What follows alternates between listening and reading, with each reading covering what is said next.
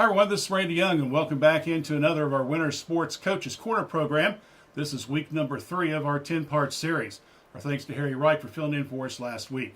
Today we're going to talk about bowling, Mommy Trace style, with boys and girls, as we talk with Ronna Moore Sr. and also Diana Moore. So stay with us as you're watching the Winter Sports Coaches Corner program here on WCHC TV, Facebook, and also on YouTube.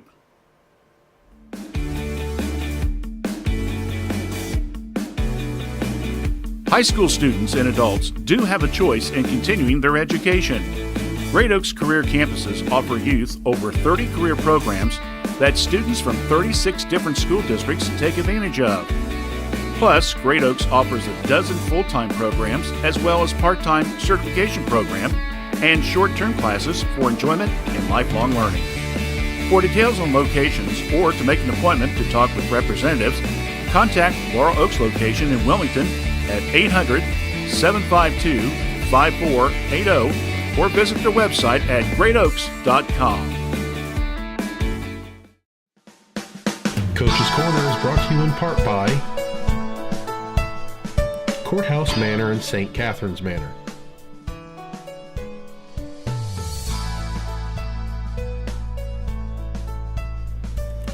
Courthouse Manor is honored to now offer assisted living to our community. Their brand new facility offers one-bedroom apartments for individuals who value independence, yet recognize the need for daily assistance. Services include daily meals, laundry service, housekeeping, opportunities for lifestyle enrichment activities, and more, all at a flat rate. Stop by Courthouse Manor Assisted Living today for a tour at 555 North Glen Avenue in Washington Courthouse. Courthouse Manor and St. Catharines Manor of Washington Courthouse, a tradition of caring. Well, welcome back to our Coach's Corner, and today we're going to talk a little bit about bowling. With us first is Ronna Moore Sr. Ron, of course, long time involved with the bowling program here of our area high schools. And Ron, let's kind of talk about the history of the bowling. How did it actually get started in our Fayette County schools? Well, I believe Ronnie and Diane met with people from the state. This was way back probably 15 years ago or so. It's been a while. Mm-hmm. And nobody seemed to be interested in that time. And then I think they, as time went on, some of the local athletic directors heard about it from other places in the state, and they kind of got interested in it, and they come back to them and tried to get more involved in it, and I believe that's how it got started. With the advantage you have your own place, that kind of probably solves the problems with the schools having to look for a location to have the bowling events for the kids. Well, that's true, but I mean, it's pretty much there's not a lot of places like that to do that sport. Well, what about bowling? When you talk to the kids and wanted to get them involved and things like that, what are some of the things that you guys try to teach them? Try to teach them the basics to start with. Some of that is pretty hard for a lot of them when they first begin, but after a while, they seem to pick it up pretty well. When you look at bowling from the time you guys got started to now, how much improvement have you seen? Oh my, leaps and bounds. It's unbelievable how much, as the programs went on, that the kids has got involved and have gotten better and better. And I try to tell the kids a lot that when they first get started, if you watch good bowlers bowl, it looks so easy, and it's really not near as easy as it looks. Right. And it doesn't take them long to figure that out. But I think the program has really come a long way. It really has. Let's talk about high school bowling. It has a little maybe different format than maybe the average guy like me would come off the streets on a Friday night or want to just bowl with some friends and stuff like that.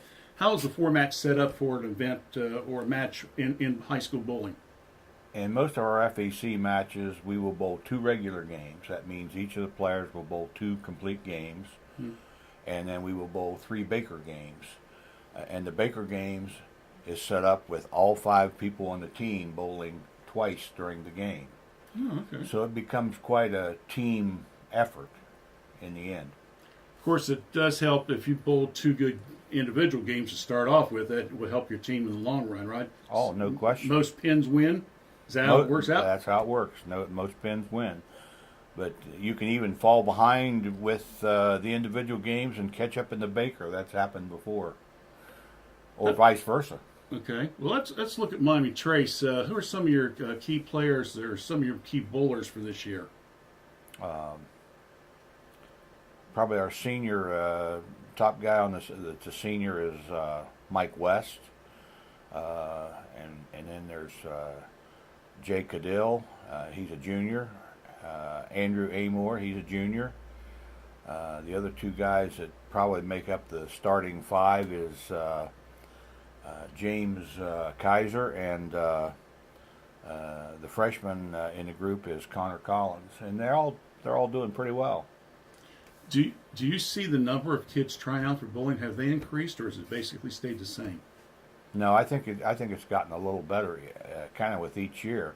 For instance, with the girls program, I believe we had, I believe it was 22 girls this year, which is that's probably the most we've ever had. I'm pretty sure, isn't it, Diane?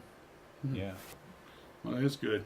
When you look at bowling, who are some of the tough teams around this area? Probably in the FAC. Is that what you're talking about? Or Yeah. In the FAC, probably Hillsboro's probably the biggest rival, and then it probably goes to Chillicothe, Washington Courthouse. We're always back and forth with them. It's like everything else. Right. And Greenfield, and then probably the new guy on the block is Jackson. Mm-hmm. When you look around the league now, it's expanded out a little bit. I know that you guys have kind of like sectionals, districts, and stuff like that when you get to postseason. Who are some of the other area teams that have maybe made some noise here in the past? I believe Lynchburg Clay's been pretty decent. Trying to think.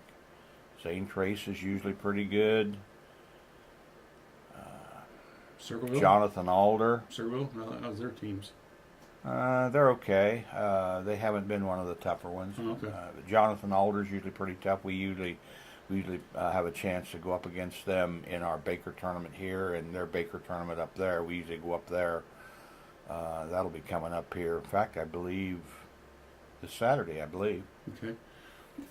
When you talk about Baker tournaments, and I see a great deal of that, and I know that you guys host one. I believe it's in January. If I remember. No, when is ours? January 12th? January 12th? Okay, January 12th. How many teams do you have involved in that? And in the past, we've had 8 boys and 8 girls, I believe, every year. so it's a pretty full day of if people want to come out and watch and stuff like Yeah, that, they can yeah. do that. Well, let's talk a little bit about your matches real quickly.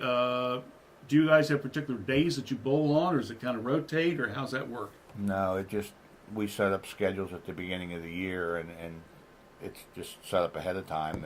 It's not on specific days. It depends on each center that we're going to as to when they're able to host because of their other activities that they have there. We try to practice on Mondays, Wednesdays, Thursdays, and Saturday mornings, but then if we have matches, then we'll have the match instead of the practice. But Is the Baker tournaments becoming more and more popular, or I'm just noticing it more? you're probably just noticing more. I think it's always been, they've always been there, pretty much in the program for a long time. I think maybe more people starting to get involved in them. Mm-hmm. They're pretty exciting. Have you ever watched one? No. You should come out and watch Well, one. we're going to hopefully take care of that sometime this year. Come out and do a little bowling with you guys, kind of see how things work. So I'm kind of looking forward to it. I've heard a great deal about it. Finally, we'll ask you, with the season just getting started, what are some of the big matches coming up that maybe you'd like to encourage folks, if they would like to come out and watch, to do so? Probably our biggest match in the short term will probably be this Thursday at Hillsboro. Is that right? Yeah. Then we're going to Plain City this Saturday. After that, I really don't know. I try not to look too far ahead. If they just say, okay, let's load up, we're going, that's when you know, right? No, we usually know a few days ahead of time, but we just try to work and get better each day that we practice. I think that's the only way to approach it, because these kids don't want to get them too excited about something down the road. They just need to worry about the next thing that's up. One game at a time is right. One game at a time. That's it. Sounds like a coach, folks. Sounds like a coach. Ronald Morris Sr., the head boys bowling coach at Miami Trace, talking with us here on Coach's Corner. We'll talk a little bit about the girls team right after this here on Coach's Corner on WCHC TV. Great Oaks Career Campuses is the first choice in providing innovative career training to empower individuals and communities. With 4 campuses, Great Oaks offers high school students and adults specialized career and technical education. Check out their webpage at greatoaks.com for details and information. And in this area, don't forget to stop by their Wilmington Laurel Oaks campus or call 800-752-5480. When Summers Funeral Home opened to serve this area in 1991, one of their top promises was to each family that they served to provide thoughtful, caring, and respectful service to those in pain from the loss of a loved one. Terry Summers and his family and staff continue to promise to continue to put your family needs first, with the utmost professional care that they can provide. In your time of need, remember the Summers Funeral Home, 223 West Market Street in Washington Courthouse, or call 740-335-6078. Well, we're back here on the Coach's Corner program, and Diana Moore is now joining us, and Diane's kind of oversees a little bit of the girls program at Miami Trace. Diane, first of all, let's talk a little bit about the girls program. Kind of get my mind here. Didn't you have somebody who would qualify for the state or something about a year or so ago? I had a freshman last year qualify as an individual for the state tournament. Okay, and that was? Gabby McCord. Gabby McCord. We know that Gabby, of course, will be coming back this year to kind of head up your team. Who are some of your other players that you might have? Right now, my varsity team, Bree Ike, I think it is. She's a senior. She's first-year bowler. She's bowling very well. I have 3 freshmen on the varsity team. Some of them are my alternates, but I alternate them in and out. Macy Caudell, Aston Ruth, and Lindsay Stump. And then Hannah Miller, Jr., has returned this year also. Mm-hmm. Some of my alternates that are right on the bubble as to coming onto the varsity squad, which can change because of their averages throughout the year, would be Haley Gilpin. I believe she's a junior this year. Haley Tipton's a senior, and Ashley Robeck is also a senior. All right. So, again, those are just among the 20 or so you say you have still on the team. So you still have a good variety of kids can still maybe work their way into these lineups as the season progresses. I asked Ron a little bit about who are some of the strong boys teams around the FAC, the Frontier Athletic Conference. How do you see in the girls teams? Who are some of the strong teams there? Probably Hillsborough as far as one of the girls' teams. Chillicothe isn't too bad. Washington Courthouse is always gunning for us. Mm-hmm. Like I said, it makes it kind of interesting. The Courthouse and Trace, you guys kind of at the same place, right? Courthouse and Trace practice at the same place. We also travel together. We take turns every other year. The other school will transport. Okay. It's really kind of neat. Like when we go to the Baker's Bash this Saturday, if one team happens to do well, everybody is there rooting everybody else on. So by the end of the year, we're like a big family, except for our rivalry games. I understand that. When you coach players, especially these young ones, like you got freshmen and stuff like that, how much teaching can you actually give them as far as coaching stuff? Or is it just they're just going to have to just continue to do it, and kind of find themselves? Bowling is basically repetition and getting the technique down. Once you get the basics down, basically like wrestling, you get the basics down, and, you go from there. You can only coach so much, and you can be on them and tell them to keep your arms straight, keep your hands straight. Practice is what's going to really do it. The girls who are really progressing, especially my freshmen, have come up through our junior league program. Mm-hmm. They have been bowling ever since they were able to walk, some of them. And it shows. Some of them were out there this summer bowling. They bowl on the weekends. And you can tell the ones that just do it when the sport comes around, and then others that do it all year. Bowling's a all-year sport. It's a lifetime sport. I was going to say that's one of the things that a lot of programs successful, no matter what they are, a lot depends upon if they have the kids were participants in youth leagues. You know, yeah, you probably pick it up and come in and maybe during the season do it, but if you've not had that solid background as you grow up, it makes it a little bit hard for you to be able to advance to be competitive on a varsity level. Some do. Now there's like Brianna, my senior. She's first time she's bowled. She's been bowling with the family a few times, but she's very athletic and she has picked it up quite well. It's good. Well, coming up, as we mentioned before, you've got the big bash up at Jonathan Alder Saturday.